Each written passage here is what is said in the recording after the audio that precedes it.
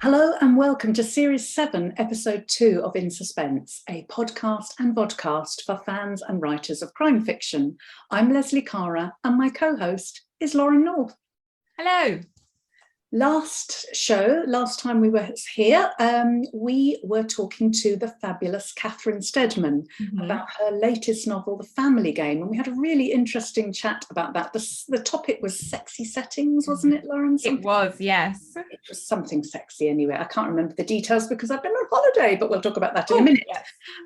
And that novel, The Family Game, is out next week, so on the 29th of September. So do tune in if you haven't heard that episode yet. You'll hear all about it and it will whet your appetite, I'm sure. But today we are talking to psychological thriller writer Heleen Kist on The One That Got Away, and the topic is A Road to Self-Publishing. And we're going to have lots to say about that, and Heleen will as well, I'm sure. But before we dive in, how was your week, Laurie? Oh, it's going well, thank you. So both the children are now at high school, and so I've got between 8 and 5:30 to myself every day, which is great. But then last week I ran myself into the ground slightly, just because I have to remember that I don't have to be productive for every one of those hours. No. With like exercising, dog walking, writing, admin, go. And I think I just need to slow down a bit, but I have booked a couple of lunches in. I'm meeting Fiona Cummings next week for lunch, and some authors in London as well. Hopefully you're one of those if you can make it. And yes, I've booked a few like nice treats in to try and slow myself down a bit. So yes, but I'm very well, and it's my birthday today, which will be yesterday. I didn't know. Oh, it doesn't matter. Why would you know? Well, you should have told me, but I've been away. Oh, well, happy holiday. Fine. Thank you. And how was your holiday? Oh, it was lovely. It was really, really nice. I spent 10 days in Turkey, in Kalkan, and lovely with the family, with my 2 sons and their wives, and my grandson, Milo, and my stepson and his girlfriend. So we had a really lovely time. There were 9 of us, and that included the little baby. And so it was so relaxing, and it was so hot. And I've come back to England, and it's really quite chilly here, because when I went, it was still reasonably warm and humid. It was. And we hadn't had any rain. So I've had no acclimatization. You've sort of had that gradual getting cooler, haven't you? But yeah, it just feels like a real shock to the system. Yeah, I bet. Yeah, I've got my slippers on now. Yeah. I know, I've got my slippers on too. I've got my favourite, look, my gold shiny slippers. Oh, nice. A bit of bling for the morning. So yeah, so it was really nice. And I was hoping to do lots of notes about my novel and reading. I did do reading, but I didn't do as much as I'd planned, because when there's so many people and a baby, it was lovely. You've got to just enjoy the flow of the holiday, haven't you? Absolutely. And then you've obviously diving straight back in today. You only got back last night, and then you've got Capital Crime next week. Is that right? So what are you doing at Capital Crime? Yes, Capital Crime Festival next weekend, which is, I think it's in Battersea Park. Yes, all sold out, day tickets and weekend passes. Brilliant. For those who are too lazy or too late like me. Yes, I think it starts on the Thursday afternoon. Thursday. Yeah, so I'm really looking forward to that. I'm doing a panel on Friday morning called Home is Where the Crime Is, and that will be interviewing Nikki French, husband and wife writing teams. That'll be fun. And Stuart Neville, whose book I've just finished, and Eva Björk Eistottir. So yeah, you can tell I've been practicing. That was very beautifully pronounced. I hope it's correct, but there you go. Yes, so I'm really looking forward to that. And you did an event recently, didn't you, Lauren? Did you? Yes, last night, in fact, which was Tuesday night. Chorleywood Bookshop, which I think have you been there? It's really nice. Yes, it's lovely, isn't it? It was, a really lovely event, and a lovely lady called Francesca interviewed me, and she asked me some really insightful questions. And just had really, really considered the different themes and stuff. So it was really interesting. I did feel bad because at one point she went, I'm just going to read this passage. And it was this little passage about this graffiti that was on the wall in Brick Lane, and she's like, I really feel like that sums up the whole book, because it's all about the agony of the characters, and I love that you've done that. Was that on purpose? I'm like, no, I just described some graffiti on a wall. So I felt like she was trying to make me out to be like a more considered author than I actually am. So I was like, no, I just wrote it. I love it when people read things into your books, and say, oh, this must have been what you were thinking. Maybe yeah, not. exactly. It was really good fun. But then I got back quite late and I didn't sleep very well, because I don't if I've been out somewhere. So I am quite tired today, but I'm still quite wired, I think. So yeah, I like that. The adrenaline sort of carries on, doesn't it? Yeah, it does. Yeah. Yes. Yes. We're very excitable creatures, aren't we? We are. Us introverts shouldn't be allowed out too often. Right, so our topic today is The One That Got Away, and we're obviously talking about books, because that's actually the name of Charlotte Rixon's new book, isn't it? Charlotte Duckworth's new book. Yes, Charlotte. That's probably where I came up with the title for it. Yeah, Charlotte Rixon. She's writing under, isn't she? Yes.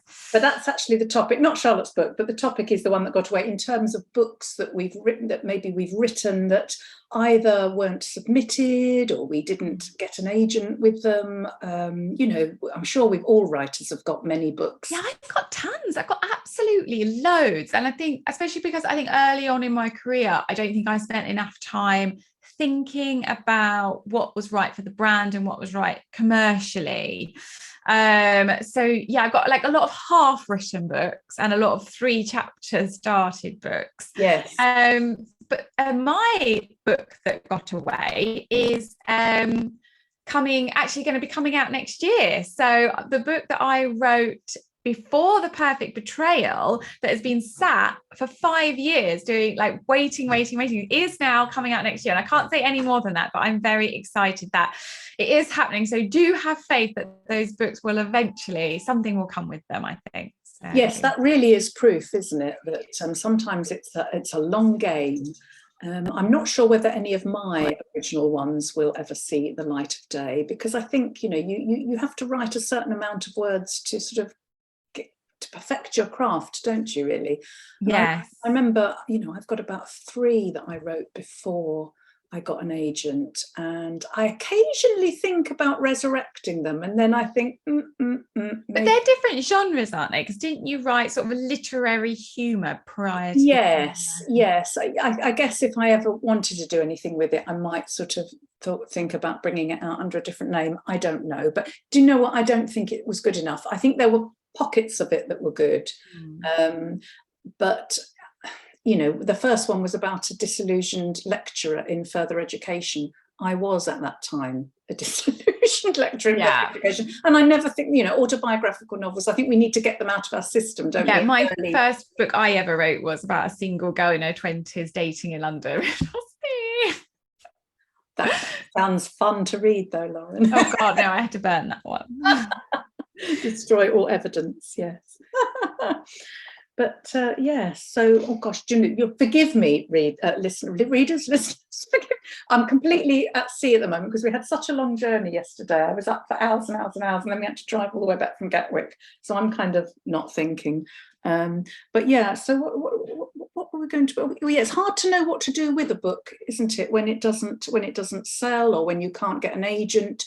We kind of invest so much emotional energy and hope into it, don't we, that to put it away and sort of think nothing's going to happen with it can be really hard, can't it? It can, very heartbreaking, isn't it? But you don't always have to do that, do you? I think that's what we have to remember. It's no choice. And also you can mine it for little. I mean, sometimes I think, once I wrote a scene where, and then I find it and I can sort of mine a paragraph or 2. Yes, and in fact I'm a little bit worried that I've done that so much with the book that's going to be coming out next year that I need to give it a really strong edit, because I think I've mined quite a bit from that book. That's really funny. Yeah. But yes, obviously the option is also there to self-publish, isn't it? Which is always seems quite scary, I think, but doesn't necessarily need to be, which is why we've got Heleen Kist coming on the show, isn't it? Yes, that is. And I'm sure we'll have a great conversation because, lots of our listeners probably are interested or may even have tried self-publishing or are considering it. So, yeah, I think it'll be an interesting conversation. Yeah, it doesn't need to be scary, I think. So lots of different roads. So, yes, are we ready to welcome Heleen to the... I think we are. All right, well, yes. welcome Heleen to In Suspense. Welcome, Heleen, to In Suspense. Thank you so much for joining us. Before I dive into the many questions we have for you, I'm going to read your bio. So Heleen Kist is a Dutch, formerly globe-trotting career woman who fell in love with a Scotsman and his country and now writes about its sometimes scary people from her garden office in Glasgow. What I Hid From You is her third suspense novel, inspired by many a dentist friend. She was chosen as an up-and-coming new author at Bloody Scotland 2018. Her debut, In Servitude, won the Silver Medal for Best European Fiction at the Independent Publishers Book Awards in the USA and was shortlisted for the Selfies awarded at London Book Fair. Her feminist thriller, Stay Mad, Sweetheart, was a finalist in the Next Generation Indie Book Awards and won third place in the inaugural Book Bloggers Novel of the Year Award 2020. Her next book, What I Hid From You, came out in the summer, and I was lucky enough to read an early copy, and it is really just so pacey with this nail-biting tension on every page. So, Heleen, could you start, please, by kicking off and telling us a little bit about the book, please? Absolutely. So it's this one, which you can see a little bit up close here. There you go. That's even better. Mine's mirror image. I don't know how to do all this stuff. And it's about Radha, who is a quintessential sandwich generation woman who takes care of her dad and has a teenage son and wants to be the perfect wife and wants to be the perfect professional. So she's a dentist. She has to endure the moms at school, everything that we recognize in many ways, and which is a pressure. And so while she's juggling this all, she has the misfortune of a patient dying in her chair, which causes some post-traumatic stress over time. And as a consequence, she becomes addicted to Valium. And she's trying to hide it at first, but as she runs out of opportunities to, find the pills, and self-prescribing is obviously a no-no, she makes a bit of a mistake and falls into the clutches of blackmailing drug dealers. Yes, it's a really unusual premise, Heleen. I really enjoyed the book. I was lucky enough to receive an early copy as well. And it just shows how addiction can affect anyone, really, from whatever walk of life, and how easy it can be to slide into it. I think that's what I sort of took away from it. And as Lauren said, it's really pacey, and how crippling anxiety can be as well. But what really hit home for me was that in between this action-packed thriller is the story of a woman, as you say, of a certain age, who she's lost her way, really, isn't she? And she's struggling to find purpose, really, with both her teenage son and her husband. And it's quite an emotional read, well, a very emotional read in places. And I wondered if this was a theme that was important to you personally, as I know you have a teenage son, and I had teenage sons as well, so I can identify with that. Was that something you wanted to explore, that sort of relationship the mother has with her son? Very much so. I remember having a beer with Helen Fields, who has been very supportive of my career. And she said early on, it's like, write what you're afraid of. And I really had to think about that, because obviously there's an element of, when I moved from Edinburgh to Glasgow, there was like, oh, this is a criminal city and I'm not going to, which is reflected in both In Servitude and What I Hid From You. Ordinary woman becomes embroiled with gangsters. But actually at the time, what I was very afraid of, I have a son and a daughter. And the son was about 15, and you could see that distancing. You couldn't hug him anymore in public. There were all little signs of independence, which I fully salute and encourage. But there's still this bit of, oh my gosh, my little boy, and when are the cuddles? And there's a lot of us in this book, really, including a bit where she makes him promise that he will give her notice when it's the last time that she can cuddle him in bed. And we did that, and of course it passes without knowing. But it is a deeply, deeply personal story from that perspective, definitely. And then you just take from the lives of people around you in terms of people who care for their parents. They're a South Asian family, so I have a lot of friends and a lot of people at school, at my kids' school, are like that, and just watching other people's marital relationships and how, again, the moms at school treat you, how hard it is to have friends and make new friends at a certain age as well. So all of that is a deeply personal reflection on what it's like to be a middle-aged woman, I guess. And was it hard to write about a topic that was so close to home, or did you find it more of a cathartic sort of experience?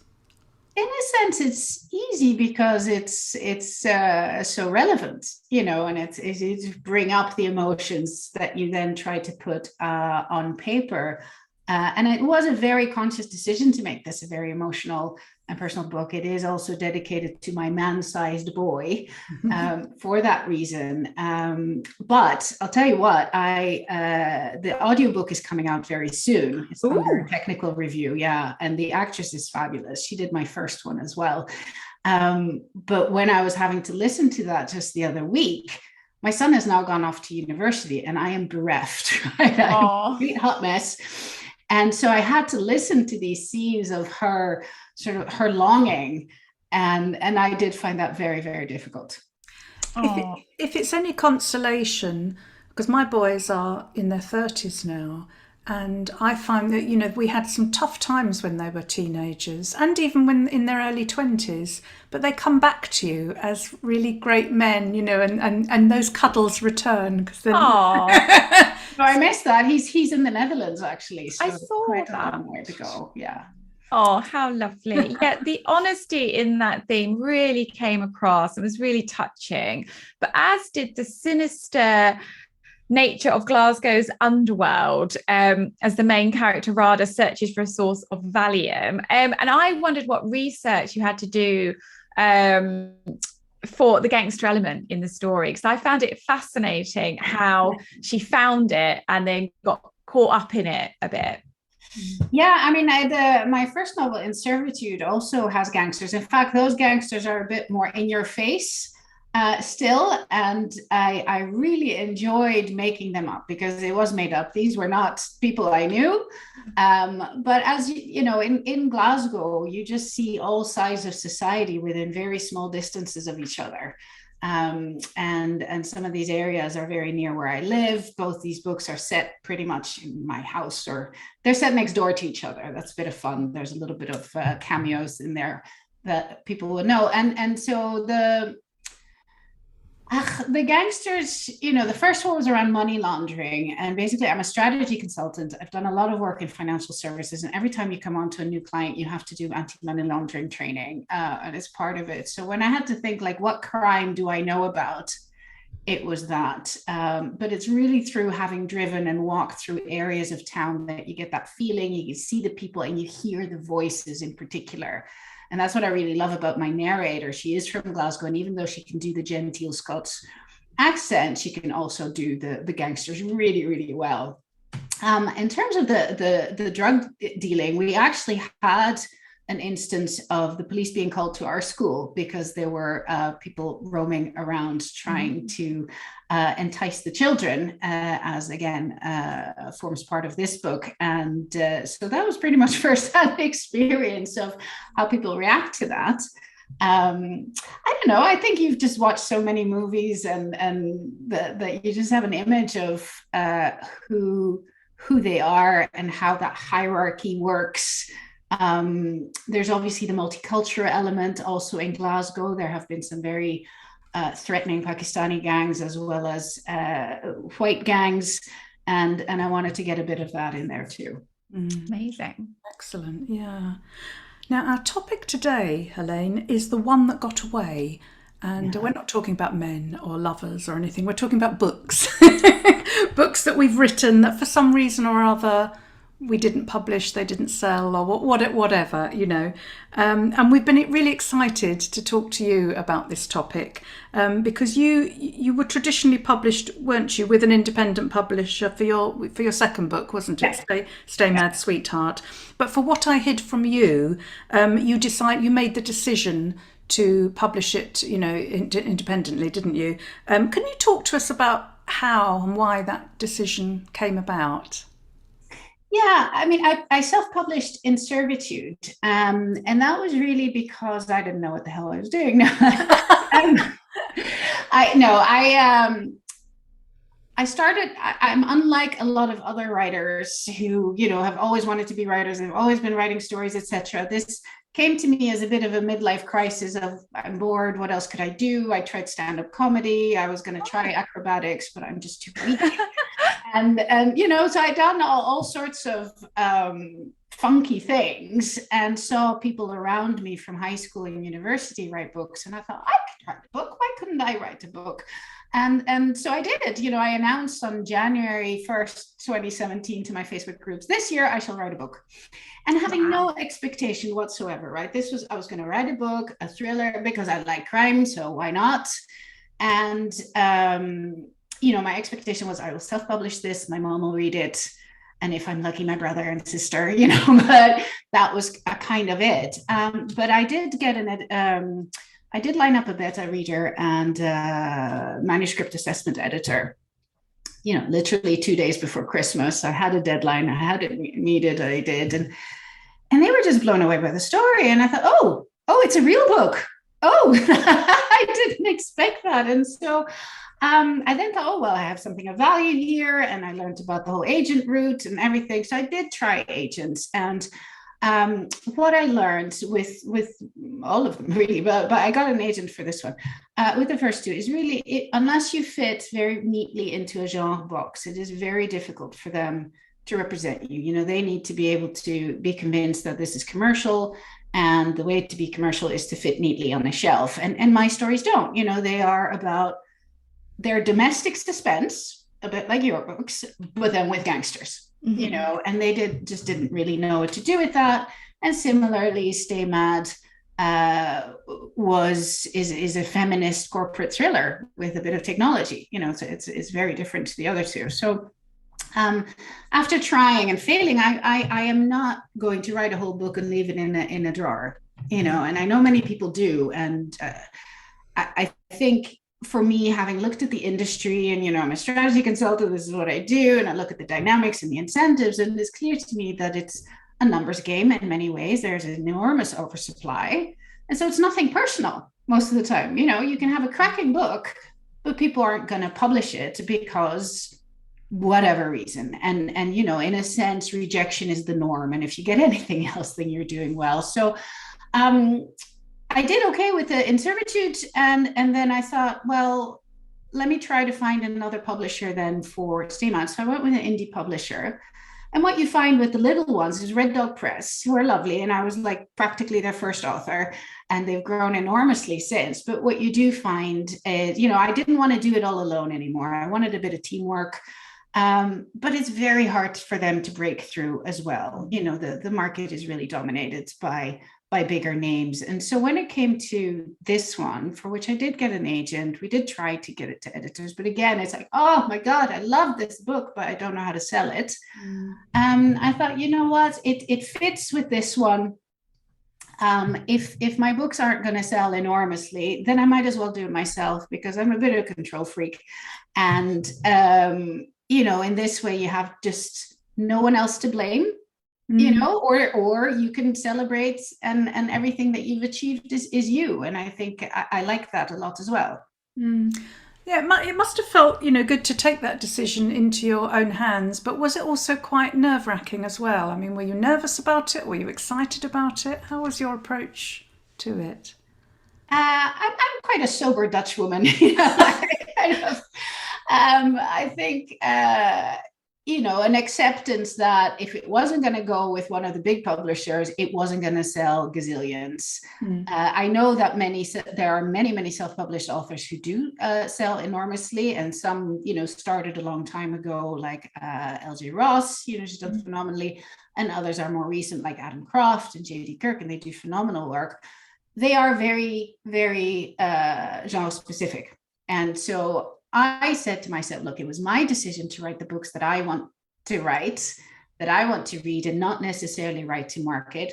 And therefore, whatever, que sera, sera, in a sense. But it's, what I have seen is through the 3 books, my readership has increased. Obviously, I get to meet people like yourselves, which is amazing. And I'm a huge fan. And everybody is tremendously supportive. So like you and Laura, and you agreed to read my book, even though you've not read another one before, and you said really lovely things. And to me, that's the joy of it. For me, this is very much a social exercise. But I think you're right, when what you were saying earlier about so many books don't come to market simply because they straddle different genres. And it means that people are being denied books that are potentially really, really good reads. And so I think that to do it yourself is an incredibly, well, it's not brave, but it's a sensible thing to do, isn't it? And it can attract a readership, which you have done. So yeah, and I get a little bit I give a little bit of side eye when I see on Twitter people saying, oh, I looked back at the manuscripts I still have in my drawer, and it's true, they weren't ready, as if you always have the book that doesn't make it is the one that isn't good enough. And I want to prove that that's not the case. I have books that editors didn't want to buy, editors didn't want to have, but the readers, when they read them, they love them. And so I'm very proud of my books, and I wouldn't put putting them out there if I wasn't absolutely confident that they were good enough. They just, don't, you're like a room. There's George Clooney, and there's 1,000 women throwing themselves at him, and you could be super beautiful and fantastic. He's only going to pick one, and he's only going to pick me. Fantastic. Yeah, I'm sorry, Lauren. He's already picked me. I'm going to see his new film on Sunday. I'm quite excited. Yeah, no, that looks like good fun. So I think that if you truly believe that this is a good book and you don't want to wait anymore, and I think that's an imperative here, I'm just impatient. And if your dream is to be traditionally published, you have to be very, very patient. There is now, I can see it, my 4th book is on submission. There are editors who've had it for a few months and who just haven't replied because they're overwhelmed. And I understand, and I don't blame. It is just the nature of where we are.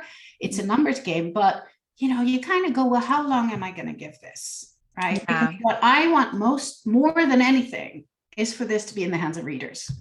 Yeah, and I agree. Patience is really, really key. And I think that the other thing is, as you say about the publishers and being genre specific, is that I've noticed over the last sort of 5-6 years that I've been in the industry, how much more risk averse publishers seem to be becoming with what they're prepared to take on board, and the genres are getting tighter and tighter, and this seems to be, I don't know if it's just because I'm getting more experience, but there seems to be a lot more talk about what's on brand and what's not on brand, and you have to stay in your lane, I think, until you're very, very established. So I completely agree with everything you've said, and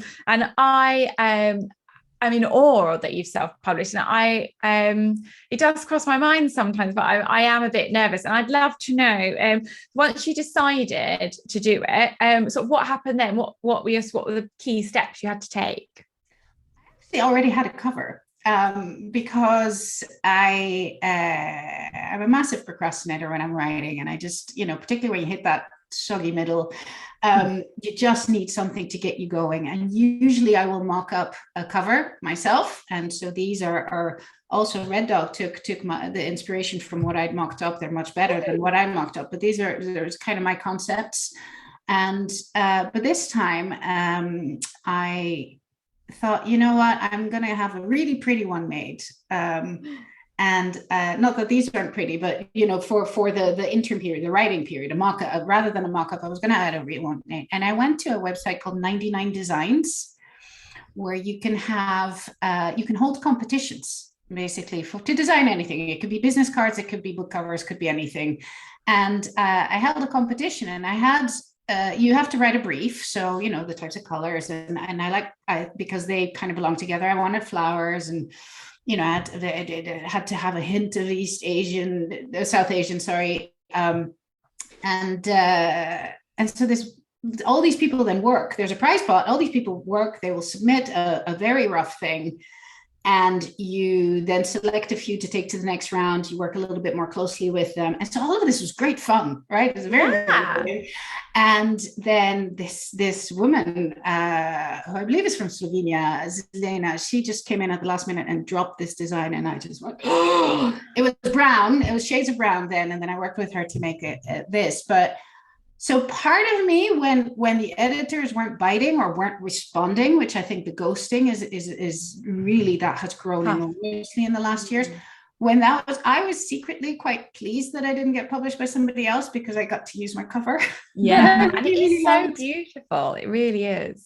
But once you decide, it's super easy from a mechanical point of view to do, right? You just put it on Amazon and put it on Ingram Spark. There are lots of guides to do it, but I've done it before.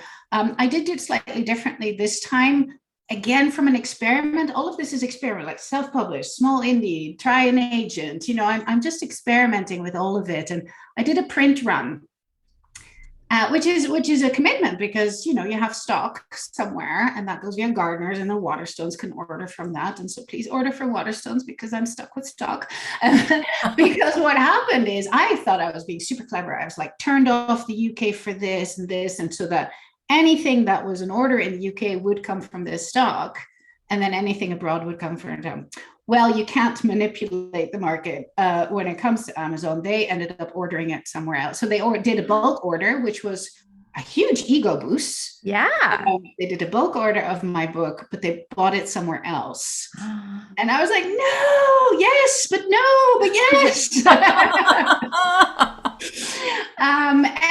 And then I think the key for just getting visibility is, you know, the blog tours, Instagram type stuff. I've got a read along next month, which is really exciting. So for a whole month, there's about 30 people who are going to answer 10 questions over the course of a month. And then, you know, I'm very much in your face then with that kind of stuff. And I think, again, just being knowledgeable about business and the difference between awareness raising, so marketing and conversion and sales, is, again, it helps you manage your expectations. Just because you are everywhere on Twitter doesn't mean that everybody who's sharing it is buying that book. That's true. You know, but it's all helping with awareness raising. And, you know, I was at Bloody Scotland at the weekend, and some people said, oh my God, your book is everywhere. And you must be doing so well. And it's great, right? Because people do see it. And then the more people who see it, then eventually you get all that. I'd also, you know, you have to learn how to do the ads. But it's almost impossible to make a profitable ad for a standalone. So you need to accept that you're going to, again, have a little bit of an investment to make. Well, we was going to come on to that with the next question, really. We'd love to know, for the benefit of any of our listeners who are interested in self-publishing or who've considered it, we'd love to know your do's and don'ts, and, you know, any advice that you could give us for self-publishing a thriller or self-publishing any book. Yeah, I mean, I think that the first one is to understand why you're doing it, and you know, why you're not waiting longer, or you know, why you're not putting it in the drawer, because many people do. I think there is a risk if you do your first one yourself, but you still have a dream of being traditionally published, that you might have ruined your debut, because publishers do like a debut. So if you've already got something out there, then you know, it's not as exciting. You might have to do it a different name. But if you're going to self-publish, then I would, because that's what you want to do, then I would just make sure that you write to market, because to be, you know, a genre fluid one makes the advertising very difficult. If you are advertising, you are trying to target authors like you, and in categories like you. And you'll not be surprised to know that Leslie Cara and Laura North are authors that I target with my marketing, with my ads. You know, if you like them, Yeah, I think it's quite difficult to do well enough to recoup your investment, you know, and make some money if you are not writing to genre. And make sure, and the advantage though is if you are writing to genre, then there are a lot of websites where you can buy ready-made covers that are bang on, you know, and you don't have to spend a lot of money. I do all my typesetting myself.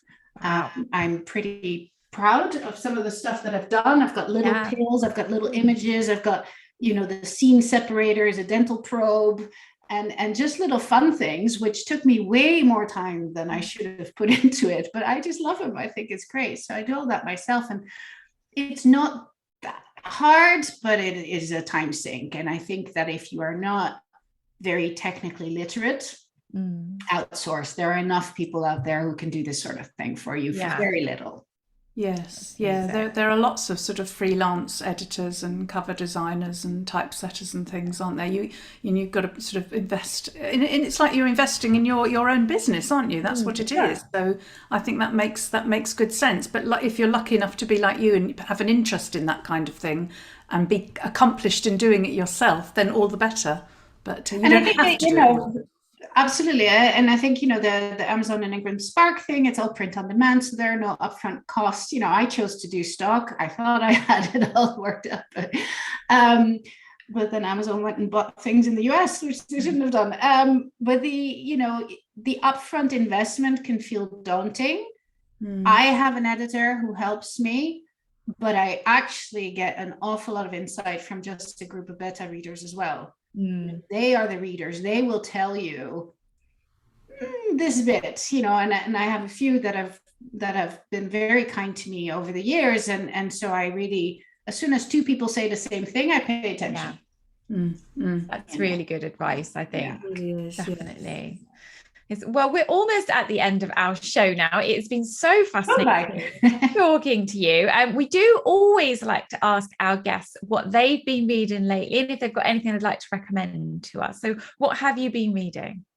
I was a little late to the party. Well, I started it and then somehow, you know how these things go, because it's on a Kindle, you lose it. I have just finished Claire Allen's The Nurse. Oh, yes. Which is very good. And actually, you know, it's around the sort of the horrible, evil incel group of hideous men, misogynist men. And I have the incels in Stay Mad Sweetheart as well. And so it was very recognizable to me. But again, it's a very moving portrait of a family grieving, you know, and stressed and worried, and it's written in a very close point of view, which I always enjoy. I write in that point of view, I like reading in that point of view as well, and to just get carried away and feel the heart palpitations yourself. Yes. Oh, lovely. Thank you. That's a great recommendation. What about you, Leslie? You've been on holiday, so you have lots of books to recommend. Yes. Well, I've just finished reading The House of Ashes by Stuart Neville, which I absolutely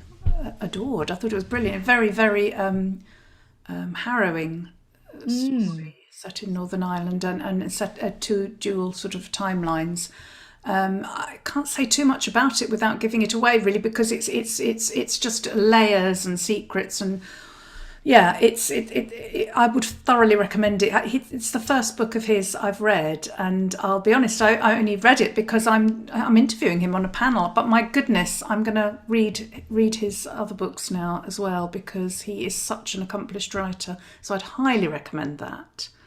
What about you, Laurie? What have you been? Well, I've had a few books that I've read, actually. So I read All Her Little Lies by Becca Day, and I loved that. That's coming out very soon. And Becca Day used to be my mentee, so we obviously have quite a close relationship, and I was always really excited. I sort of knew of the idea of that book a long time ago, and I've always been so excited that she was writing it. So yeah, it's a really fantastic premise, so do check out All Her Little Lies. And I'm currently reading Heather Darwin's The Things We Do to Our Friends, which is so beautifully written, and it's another one of those books. There's been a few of them about university and friendships that are created at university, but I would just say actually that don't feel fatigued by that topic with this book because it's just so fresh and the characters are so amazing. So that's a really good one. And then on Audible, I've been listening to The X by Susie Lines, or SE Lines, which I've really enjoyed. I love her book, so it's really great to listen to it. So yeah, I've been a bit of a busy bee actually with my books, which is nice. Yeah, you have. Well, unfortunately, that's all we've got time for today. Thank you so much, Heleen, for coming onto the show and sharing your self-publishing experience with us. And I can remind our listeners that What I Hid From You is out now. It's a fantastic thriller. And, you know, it grips you from the get-go. And you know, how it deals with anxiety and addiction. Is really it's a really powerful read, very emotional, and I'd thoroughly recommend it to our listeners. So would I. Yeah, there's a lot of layers to the book, and get it from Waterstones as well. Definitely get it from Waterstones. Now, next week, we are going to have the first of our mini-sodes kicking off with Pleasing for Authors with Graham Bartlett, which we're really excited about. So there'll be lots of little mini-sodes coming from them. And in our next show, we're chatting to the lovely Russ Thomas, who I met at Whitley Bay, and I really thought he was so lovely. And I think you've met him a few times, Leslie, so I'm really excited to have him on the show. Yes, that will be good. We have some lovely guests. We do. We had a lovely one today. And I'm very grateful for you having me among those very lovely guests. Oh, it's been a pleasure. We're such fans, Helena. I know you said that you're fans, but we're fans of you. We certainly are. Which leaves me with the final task now of saying goodbye from Heleen. Goodbye from Lauren. Goodbye. Goodbye from me. Bye.